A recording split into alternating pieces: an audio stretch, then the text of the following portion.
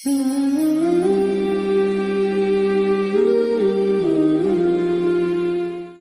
व नसल्ली अला रसूलिहिल करीम अम्मा बाद औज़ु बिल्लाहि मिनश्शैतानिर रजीम बिस्मिल्लाहिर रहमानिर रहीम रब्बि इश्रह ली सदरी व यस्सिर ली अमरी वहलुल उक़दतम मिन लिसानी यफ़क़हू क़ौली।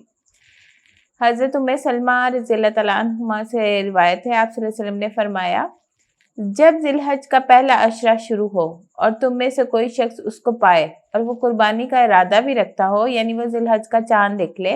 तो वो कुर्बानी होने तक अपने बालों को ना कटवाए, यानी कि कोई भी बाल, ना दाढ़ी के, ना मूंछ के, ना ज़ेरे नाफ के कोई भी बाल ना उतारे जब तक कुर्बानी ना हो। सनन अबू दाऊद में 2789 और सनन नसाई में 4370 में हदीस है, आप सल्लल्लाहु अलैहि वसल्लम ने फरमाया, मुझे हुक्म दिया गया कि कुर्बानी के इस दिन को उम्मत के लिए ईद करार दूं। एक सहाबी रज़ियल्लाहु तआला अन्हु ने अर्ज किया, या रसूलल्लाह, मेरे पास तो एक दूध देने वाली बकरी है और वो भी किसी ने मुझे तोहफे में दिया है, यानी वो इतने गरीब थे,